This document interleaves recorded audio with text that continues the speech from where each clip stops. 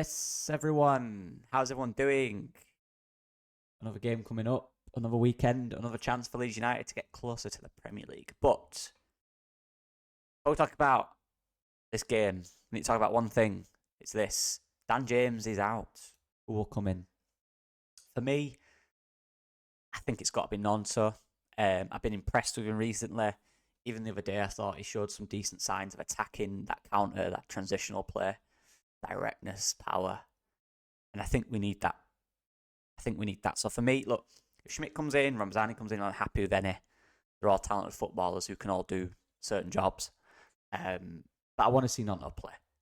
I think he's owed that now. I want to see him on the wing. I want to see him be the player we know he can. This is the opportunity to do that. This opportunity. Swings and roundabouts. Dan James goes out. Gutted, honestly. Absolutely gutted if he is injured, which I'm assuming he is. But we have talented players on the bench who can come in the wide areas and be effective. And we need that. So for me, it's Gnonto.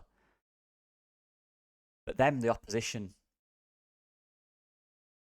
We struggled against them last time. I think we drew, didn't we? And there's reasons for this. And again, we go back to their shape and how they play. And like Luton, they usually do have two up top. There's a few variations of who that bit might be. It's usually Keenan, Osmajic. Now, again, this is a key battle. Rodon, Ampadu, Keane, Osmajic. I think they've done very well recently in their personal duels. I do. It is something that Ampadu may struggle with big physical players, even Rodon to an extent.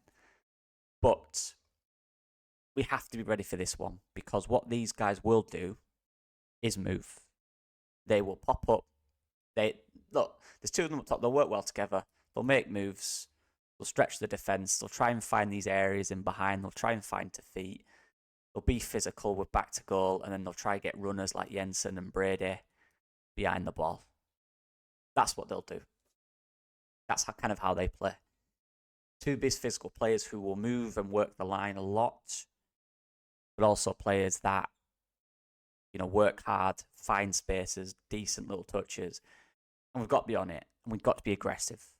Because what happened last time was we let them play a little too much at times. We weren't as proactive off the ball. We were a little too static, and it allowed them to play. And we need to be careful because it's going to be a big physical battle.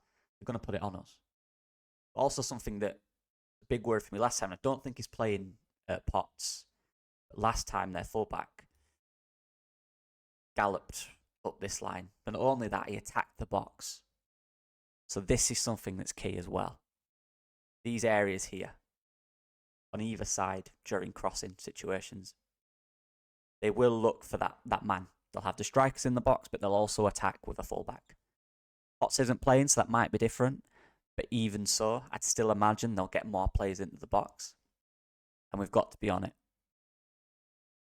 What I saw against Bogle the other day was his position in this back post area was actually very good. He dealt with it 2 or 3 times.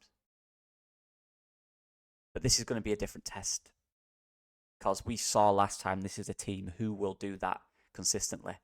Brady's quite a good player in terms of creating passing combinations, 1-2s. And Jensen's probably their best player. I like him. A very good technical, but also a powerful player who can drive if he has to. He will be a problem if he's left free.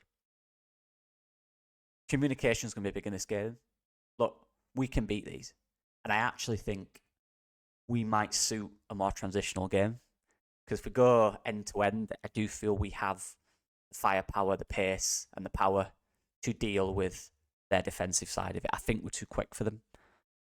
But likewise, if we don't do our job defensively, they have players like Jensen, Keane, that can find spaces, who are very kind of all-round players, who are big, strong. We have to deal with that. But I'm confident. I'm confident from what I saw the other day. But we can't be passive in this game. This is one of the teams that you can't be passive against. You can't be. You can outplay them. Yeah. We can dominate the ball. We can be aggressive. We can attack. We can't be passive. If we're pressing, we have to do it. If we're setting traps with presses, we have to be on it. Because like I said, if you say you're in this situation and you've set a press trap, ball comes in to this guy, you've set a press trap, boom, you're going to press him. He comes up here. This will happen. This will happen. They will stretch our defence like no means business. Maybe even the fullback. Not Brady, but the one on the other side, Kessler Hayden. They will attack. So the key is, whatever you do, if you set a trap to press, make sure you're there. Do not let them get it into these areas where we've stretched, because when we're in trouble, we have to be on it. Everyone works together. We have to be on it. Do that. We're aggressive. We don't let them play. And I'm not saying they're an amazing footballing team. What I'm saying is they like to exploit. Their attacking line likes to find spaces or be physical in duels. That's what they'll do. So we have to realise that and be on it. That's what I'm saying. Every team has their strengths and weaknesses. We have our strengths and weaknesses. Our strengths are ridiculous, right? But our weaknesses, we can all probably agree, has been at times in these kind of physical duels where we are being stretched and we are being made in 1v1 situations.